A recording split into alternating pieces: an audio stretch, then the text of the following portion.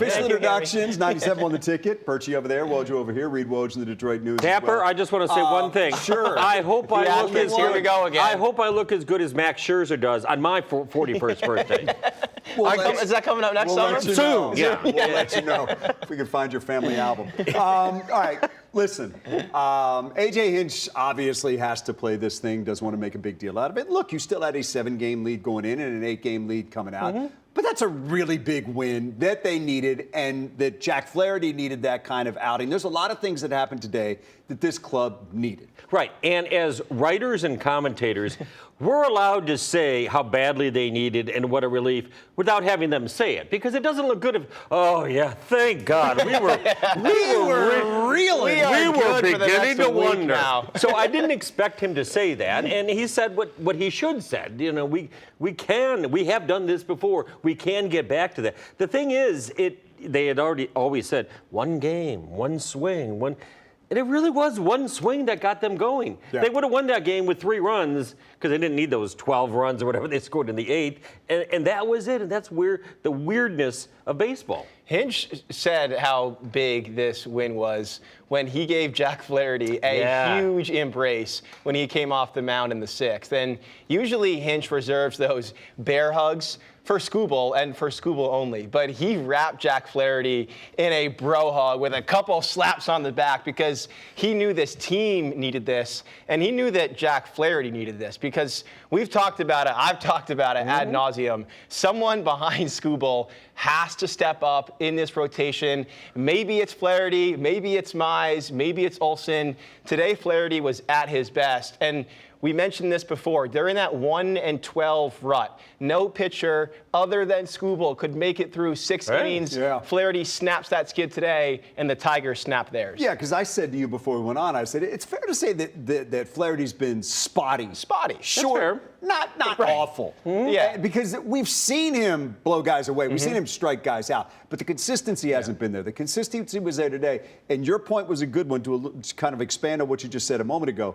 You don't want your number 2 starter, if in fact it's him in a playoff series, to be spotty. Right, that's not the most reassuring word entering the playoffs. And you could see him kick it up a notch today in the 6th inning. He knew that was his last inning, and his last pitch was his fastest of the day and his fastest of the season. He reached back for 96, and he blew away that last hitter. And you mentioned the one swing. No surprise that the big swing today, and maybe the biggest swing so far of the season, comes from Gleyber Torres. You can argue that Green is their most dangerous hitter. You can argue that Torkelson is a more productive hitter, but their best and most consistent hitter all season long has been Torres, and no surprise that he's the one to snap them out of that awful offensive slide. And no surprise either when they needed that. And this is how baseball works. And they Hinch always says, well, we do have a young team, and you don't want to belabor it, but they do have a young team. Yeah. So the veteran Flaherty, Torres, the veteran professional hitter. And when you watch them get beat up. Guys that have been in high leverage games. Right. And when you watch the Tigers get beat up these last couple of weeks,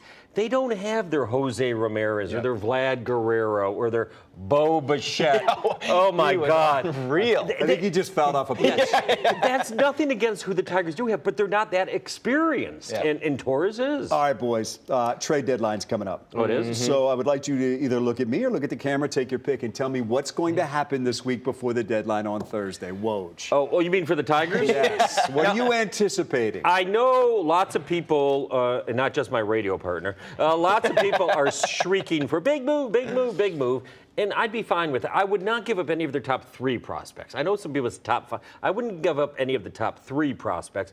But you have to get at least one reliever, and don't count the Luke guy who came in today, who they picked up on waivers. Yeah, that guy. Yeah.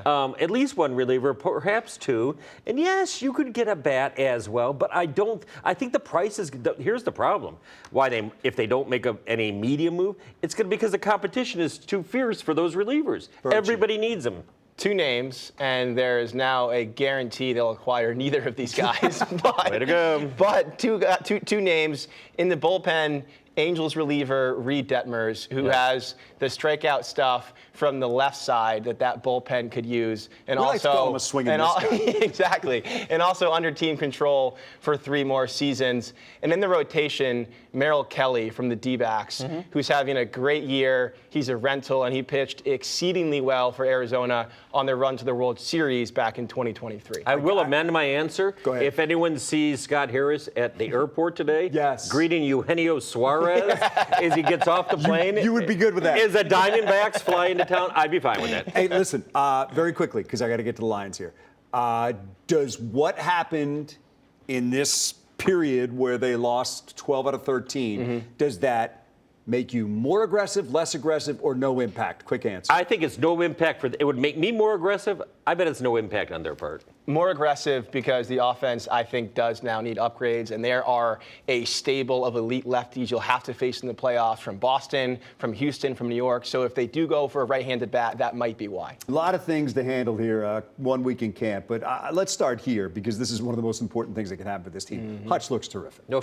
He looks amazing, and Yeah. I think most of us have probably seen the highlight the Lions have posted on social media where he pantsed Penei Sewell in a one-on-one rep with a spin move to the inside, and we've seen him do that to Skipper pretty much all camp long so far too. And when Sewell was asked how Hutch looks on Saturday, he kind of put his head down, thought about it, and he said, "That man looks like the same Hutch, if not better." And that's the answer we're getting from everyone. There is so far no signs of rust, and that's a huge lift to this defense. And when he joined us on the Fox 2 world famous training camp special, Yes. He did talk about how much faster and stronger he is. And it's not idle words because he explained he said, just imagine all that time I had to work out and gets all that time. And he definitely used it. But I don't want to know any more about Hutch because we know about him. What about Davenport? Seriously. It comes down to availability. I don't think it's about ability when it comes to Davenport. I think it's about availability. I think they believe if he's there and capable. Hutchinson seems to like him, unless he's just saying what he needs to say. But I think Hutchinson is a given. It's Davenport and whoever else. See, what I wrote right here is there's certain things that we're not going to know the answer to, and that's until the season starts. That's the defensive line. That's the offensive line, in particular the interior. And then these coordinators with Johnny Morton and Kelvin Shepard. Look, both of them look the part, speak the part, but even as Dan Campbell said this week, it's going to come down to, okay, what do these guys want to call on 3rd and 7? What do these guys want to call on 3rd and 2? These guys have to, in the game, in their preparation, the flow of the game, one play sets up the other. That's where they'll prove themselves. One more standout on the defensive line before we get to the coordinators, and I think he flew mostly under the radar last season. DJ Reader looks really good so far. First time he's been healthy in a camp in Exactly. years. He wasn't on the field at this point last year, and so he feels like he's getting a jump start on himself compared to last season. There was a moment in practice last week where he beat his block cleanly and swallowed David Montgomery whole, and then looked right at running back coach Tashard Choice and said, "Exit 98's closed! Exit 98's closed!" She wears number 98, and Tashard Choice, who has an answer for everyone and everything, did not say a word back. He yielded to 6'6", 330-pound DJ Reader. He knows, I think, that he's going to have to play a major role with Aleem out for at least 3 months, with Onwuzurike out for the season. He looks like a player who knows he's got a lot on his plate and a lot to prove. Well, mentioning Kelvin Shepard, the new defensive coordinator, first-time defensive coordinator, do we know, does the apple not fall far from the tree? Will he be as aggressive a play caller as Aaron Glenn wanted to be or tried to be? They got to turn into a bunch of junkyard dogs or nasty dogs. Wild dogs. I know, and Aaron Glenn tried to, but then when they ran out of defensive backs for a while, they couldn't blitz out of quite everything. as much. No, I know, that's true. Yeah. I mean, I'm very interested to see how aggressive their defense is, because I think their secondary is much improved. No doubt. Expectations for the Big Ten. That they're gonna, if nothing else, they'll be top-heavy. Very top-heavy. Ohio State, Penn State, Oregon expected to be good. Michigan, we'll see. But let's start here. You can't trust Penn State, right? I mean, there's no way. I mean, you can't, but a lot of people are picking them instead of Ohio State because of all the players coming back, including the quarterback, who is good, Drew Aller, but I don't know if Is he that good? He's Penn State good. If he's all that. Right, he's Penn State good. And, Ohio State has a lot of newcomers, including the quarterback, just like Michigan has a new quarterback, although their defense should be very, very good. It's all like how much can Bryce Underwood do, how quickly.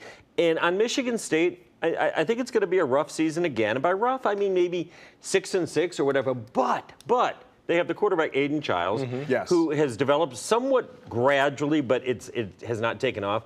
But when you have an electric receiver like Nick Marsh in college football, that's the great equalizer. Yeah. More so than in the NFL, because you can utilize, and defensive backs aren't as skilled in college. You've seen Michigan State win games with just one or two great receivers before.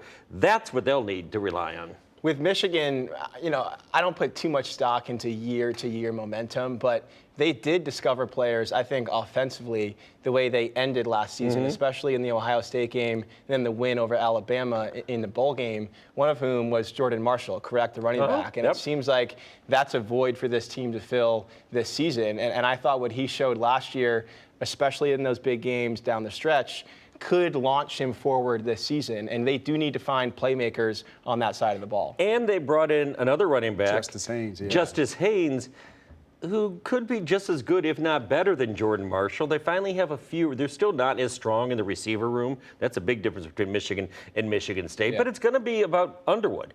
And you hear conflicting things. Some, he's unbelievable in practice. And then others Are say, we well, sure it's going to be about Underwood early? I'm not sure. I mean, maybe they'll mix in the veteran Keene. Mikey Keene, perhaps. But it's going to be him long run, I mean. relatively quickly. But I can't really get a read because you can't see practice. I don't know if you knew this. And I'm sure Sharon Moore is trying to force feed him. But do you want to throw him on the road at Oklahoma, second game of the season? Yeah. I'm not so sure, but he'll be there soon enough. And in East Lansing, it feels like this is a bit of an urgent year for the Michigan State program. I mean, the least arrow being relevant. has been pointing down now for too many seasons. And I think last year was the grace year for new head coach and new quarterback, but both of them need to pick it up this season. And At a new some AD point, too. your Correct. new head coach has to bring some excitement. And I think Exactly. there was maybe early. I think it waned in this year. You'd like Jonathan to see some of Smith that come is back. never going to bring it verbally or with history on No, it. but He's your just not. team has to. gotta- Yeah, No, at I some know. point. I know. Like, he's got to be, dynamic. Okay, you offensively. can write about it in the No, Detroit I'm not News, done right? talking. You guys Now, can talk about it. let's move on to the 97 Glee ticket. app. We'll take a break watch and out for come right back. Stick with us. Hey.